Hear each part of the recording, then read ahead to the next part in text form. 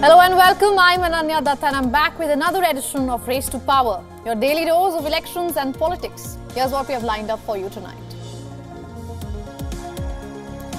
Super Tuesday was our top story until it wasn't. Nikki Haley is set to finally withdraw from the race, and some are calling it late, others are calling it inconsequential. Nevertheless, a rematch between Joe Biden and Donald Trump seems inevitable now. Artificial intelligence. Yes, it helps you write your resume and a college project. But what happens when it compromises your democratic rights? Elections in the time of AI and deepfake are turning out to be a scare story. Because how do you regulate something that you know so little about? That's the question we are asking tonight. Now, all signals from Super Tuesday in the US point to a Joe Biden-Donald Trump rematch in the presidential elections in November. Trump's only competitor for the Republican Party presidential nomination, Nikki Haley, is expected to end her presidential campaign in moments from now. This is as per a report in the Wall Street Journal. A formal announcement will be made soon, and this comes after a series of second-place finishes on Super Tuesday and even in the primaries and caucuses before that.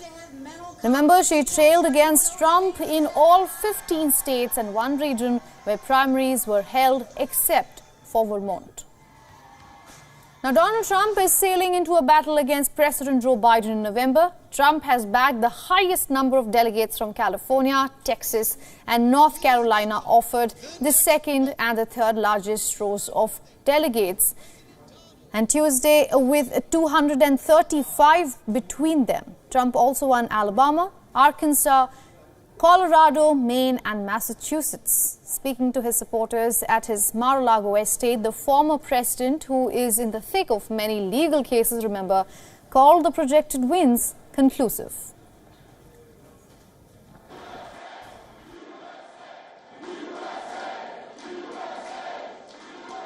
Well, thank you very much. They call it Super Tuesday for a reason. This is a big one.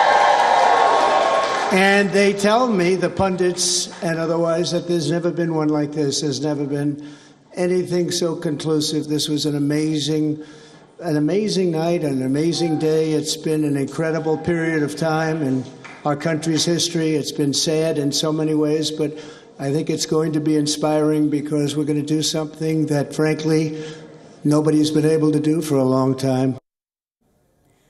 Now, when we look at the Democratic camp, President Joe Biden has won nominating contests in all 15 states. Now, this includes the state of Iowa, where people voted by mail. But Biden has lost the American Samoa Democratic caucus to entrepreneur Jason Palmer.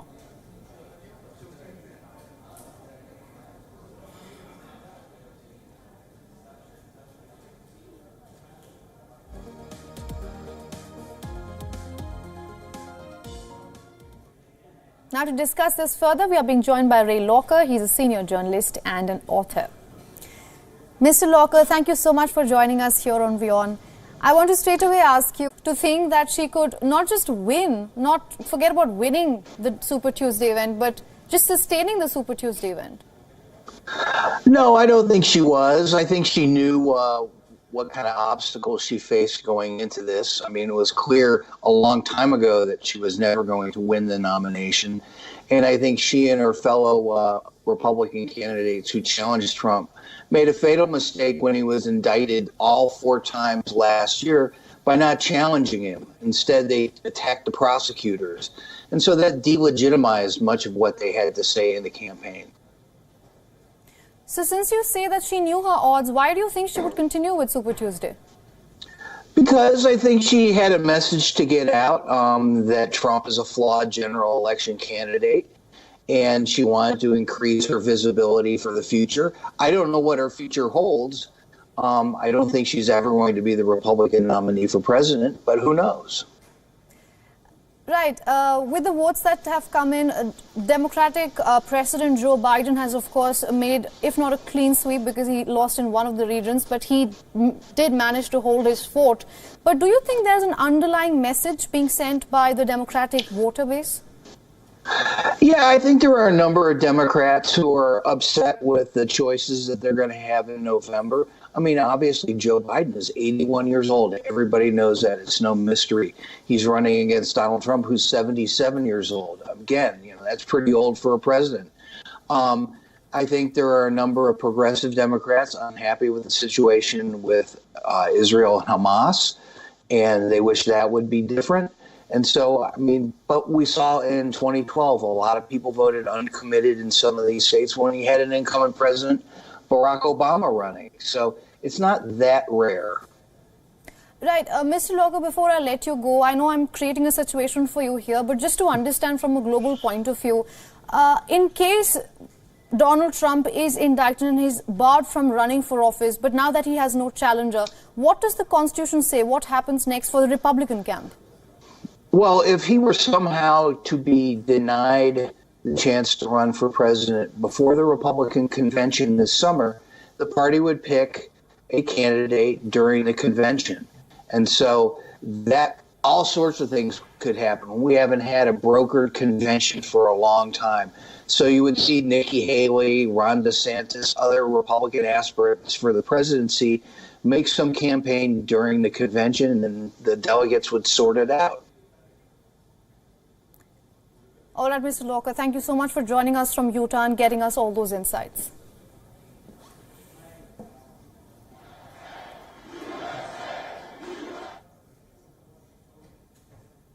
Let's go across to India now. The Bharatiya Janata Party's campaign has now entered the battleground of Bengal. Prime Minister Narendra Modi has concluded his third rally in 6 days. And this rally in West Bengal's Barasat witnessed a sea of women supporters and a flood of attacks on the Trinamool Congress. In his speech today, Prime Minister Modi spoke about the programs launched by the Centre for the Welfare of Women.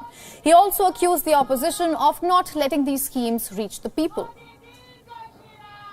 संकट के समय बहनें आसानी से शिकायत कर सके, इसलिए महिला हेल्पलाइन बनाई गई है। लेकिन टीएमसी सरकार इस व्यवस्था को यहां लागू नहीं होने दे रही है।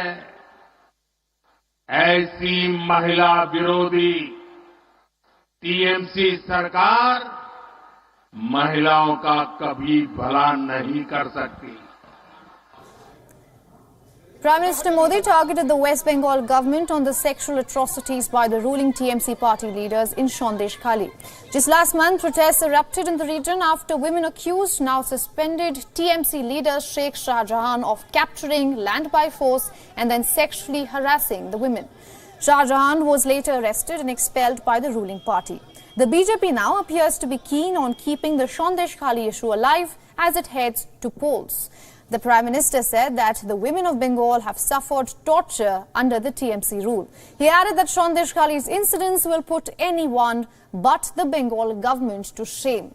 After the public rally, Modi also met a few of the women from Sandesh Khali. BJP leaders said that they became emotional while narrating their ordeal to the Prime Minister.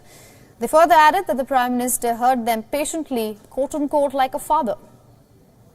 Addressing the Nari Shakti Vandan Abhinandan program in Barasat, the Prime Minister also asserted the power of women and how they will pave the way for a developed India.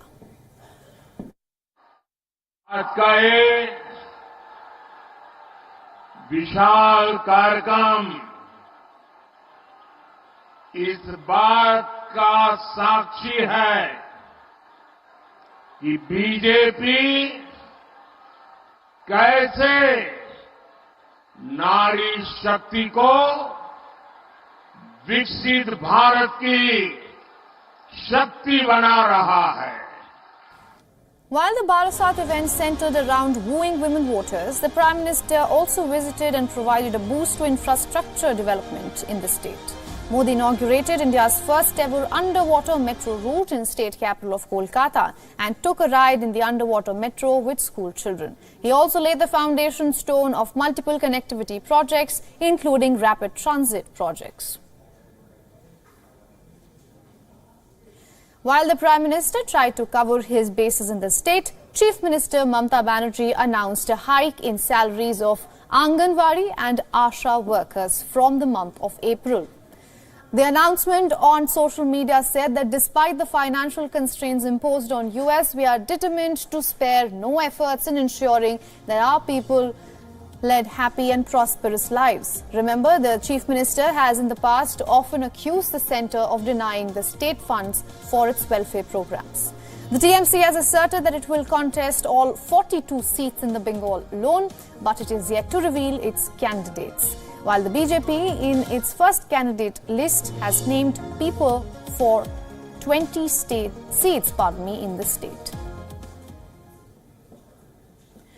The contest for Bengal between the BJP and the TMC is expected to be very close, as it was in the 2019 Lok Sabha elections as well. This time, while the TMC seeks to maintain its edge, the BJP is looking to be on the other side of the results. The party is pushing hard to generate momentum by focusing on a multi-pronged strategy for the state, especially wooing the women voters.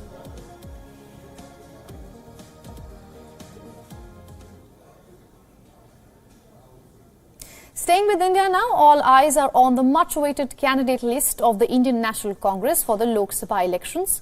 Going by the reports, the party could announce the list on Thursday and probably disclose from where it is fielding its big guns. Now, much interest is centred on the seats from where the Gandhi siblings, Priyanka and Rahul, will contest. Priyanka Gandhi Vadra is marking her electoral debut this time, and she is expected to contest the party's Raebareli seat in Uttar Pradesh that was vacated by her mother Sonia Gandhi last month. Sonia Gandhi, who is now a member of the upper house, had won the seat in all the elections since 2004. Priyanka's brother, Rahul Gandhi, will be returning to the Amethi constituency. This another seat that the family has held till the 2019 general elections. In 2014, Rahul defeated BJP's Smriti Irani by over 100,000 votes. But the tables turned in 2019 when he suffered a shocking defeat at the hands of Smriti Irani in the 2019 general elections. Smriti Irani won with over 55,000 votes and dared Rahul Gandhi to contest from Amethi again in the upcoming polls. The question is, will Rahul Gandhi take up the dare? The speculation will only end with a formal announcement. The Congress's Central Election Committee that selects the candidates is meeting in New Delhi on Thursday evening.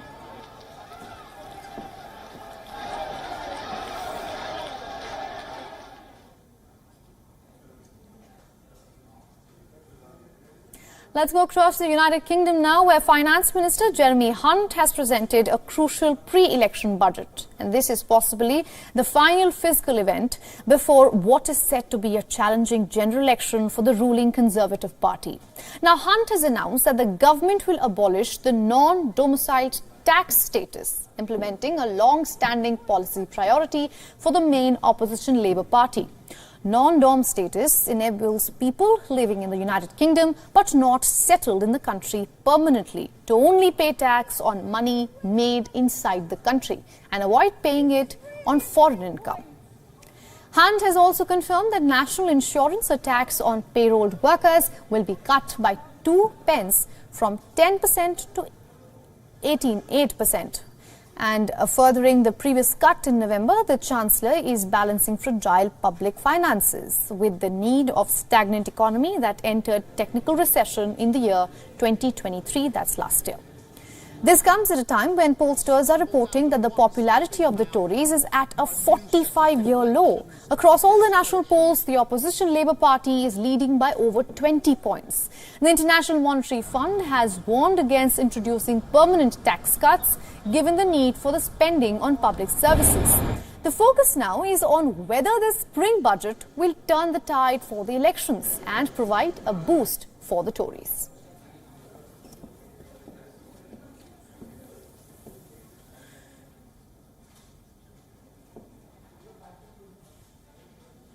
Hate speech, propaganda, and outright lies are the weapons in the online disinformation arsenal. Artificial intelligence could well be its nuclear weapon for its devastating impact.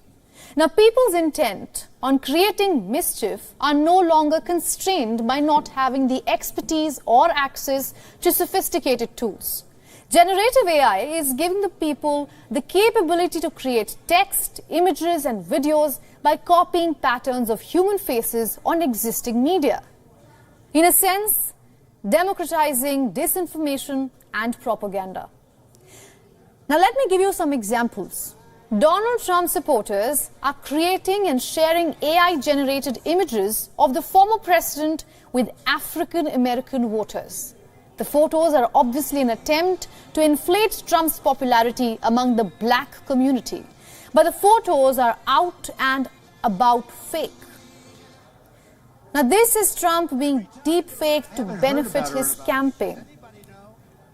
In the run-up to the US presidential election, several such AI-generated dupes have reached the voters. In another major incident, voters across New Hampshire received a fake call from President Joe Biden. And apparently, Biden was urging the voters not to vote in the state's primary elections.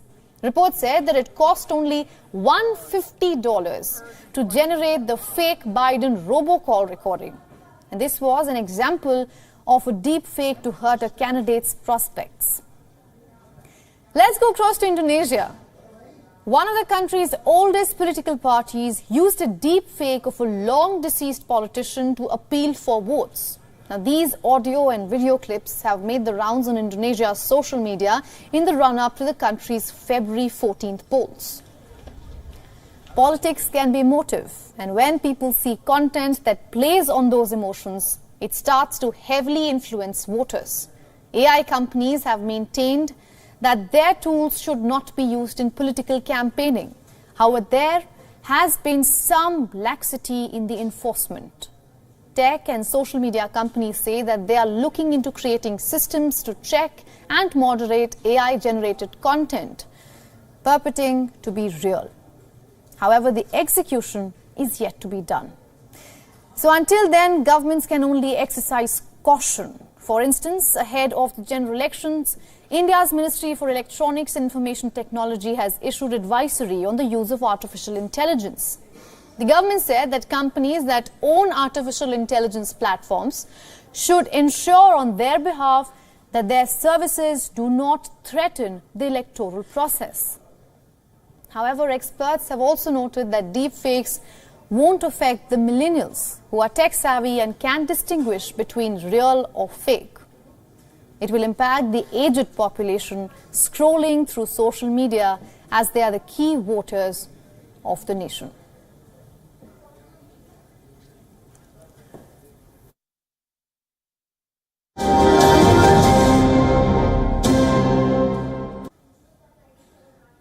And now let's take a look at other election-related developments from around the globe.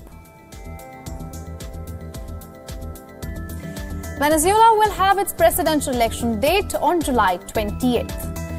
Uncertainty, however, remains over who will be the opposition coalition candidate, with President Nicolas Maduro expected to seek another term. This as the country's Supreme Court has upheld a ban on holding public office for opposition candidate Maria Corina, who won an October opposition primary.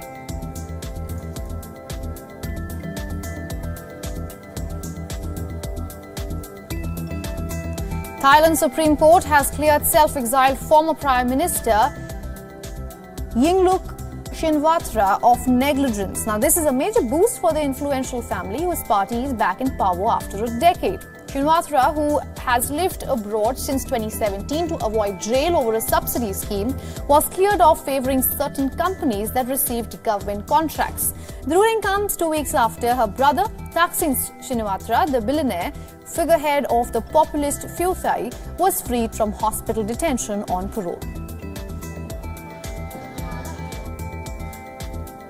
The Indian National Congress is winding up its flagship campaign march, the Bharat Jodo Nyaya Yatra, at least by 4 days ahead of schedule. Congress sources say that this is in view of the upcoming election schedule. The Yatra will now conclude on March 16th instead of the earlier decided March 20th.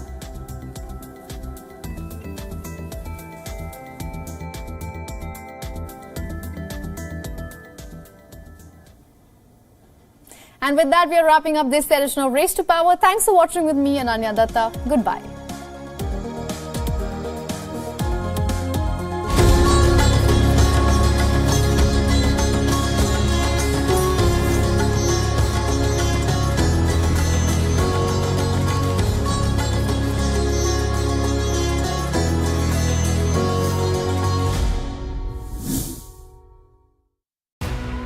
The next episode of World of Africa, Chad's interim president Mahamat Idris Deby Itno confirms his candidature in this year's long-awaited presidential race. His confirmation came at the end of a chaotic week in which opposition politician Yaya Dillo was killed in the capital N'Djamena. Gang violence in Haiti escalates. Residents flee capital Port-au-Prince as the besieged Prime Minister Ariel Henry was in Kenya signing an agreement allowing police deployment. And a Nigerian designer seeks to challenge norms with gender-fluid fashion. World of Africa, at these times, only on WION. World is One. From the bustling trading floors of Wall Street to the vibrant exchanges of Asian stock markets, WION breaks it down for you to make sense of what's happening. As we reveal the key factors behind events, strategic battles, and the game-changing business decisions that shape the world. We bring you all of this and more on World Business Watch.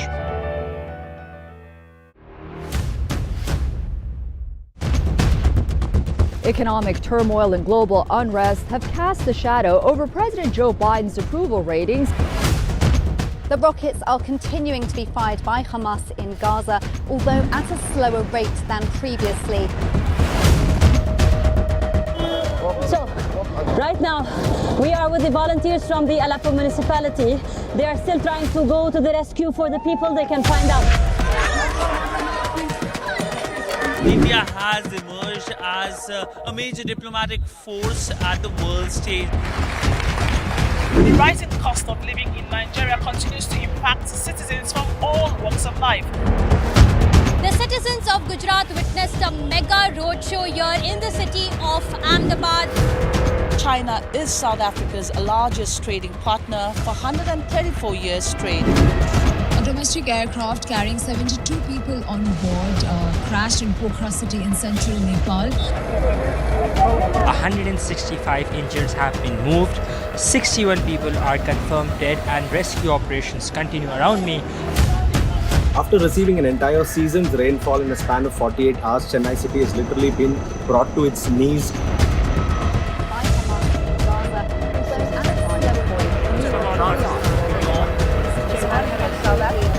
For WION, World is One.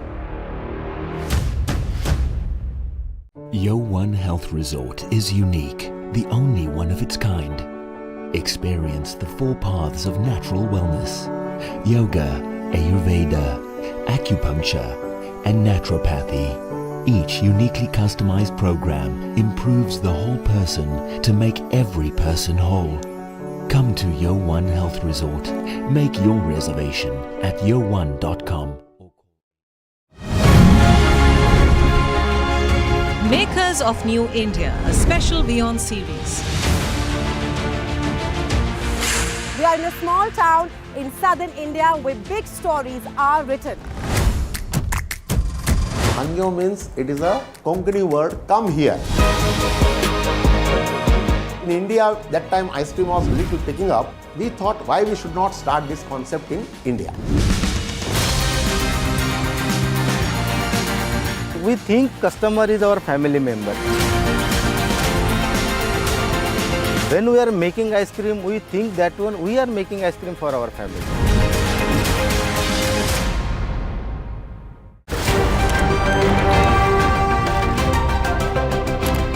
Ready to dive into your daily dose of news? Bringing you what's trending in the West and all that's setting trends in the East. And all of this served up with a side of insightful banter. We don't just bring you the latest stories. We bring you your talking points for the day. And while you do that, from the busy streets of New York, I will provide you with deeper insights on the developments through the course of the day in the U.S. From New York, we get you to the sandy shores of Durban, where I'll bring you all the glitz, glam, and happenings from the world of showbiz. Welcome to the Eras Tour. And I will be here at the WION headquarters, getting you all the action from the universe of sport. All that you need to know about your favorite teams and players, right here. The show that keeps you ahead of the global curve. A conversation you'd want to be a part of. A place where news becomes an engaging exchange. We bring you stories that impact your present. This is World DNA. Join the conversation.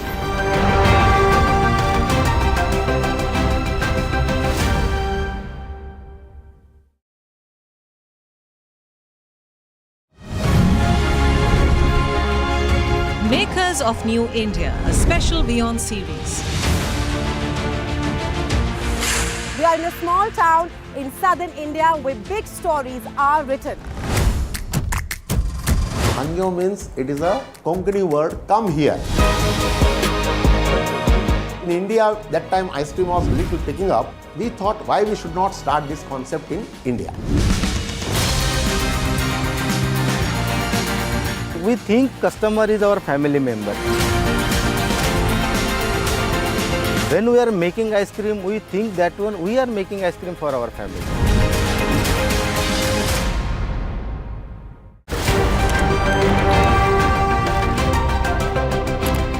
Ready to dive into your daily dose of news? Bringing you what's trending in the West and all that's setting trends in the East. And all of this served up with a side of insightful banter. We don't just bring you the latest stories. We bring you your talking points for the day. And while you do that, from the busy streets of New York, I will provide you with deeper insights on the developments through the course of the day in the U.S. From New York, we get you to the sandy shores of Durban, where I'll bring you all the glitz, glam, and happenings from the world of showbiz. Welcome to the Eras Tour. And I will be here at the WION headquarters, getting you all the action from the universe of sport. All that you need to know about your favorite teams and players, right here. The show that keeps you ahead of the global curve. A conversation you'd want to be a part of. A place where news becomes an engaging exchange. We bring you stories that impact your present. This is World DNA. Join the conversation.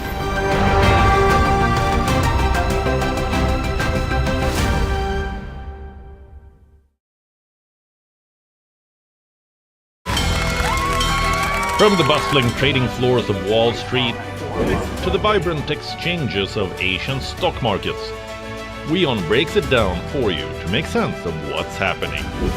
As we reveal the key factors behind events, strategic battles, and the game-changing business decisions that shape the world. We bring you all of this and more on World Business Watch. On the next episode of World of Africa, Chad's interim president Mahamat Idris Deby Itno confirms his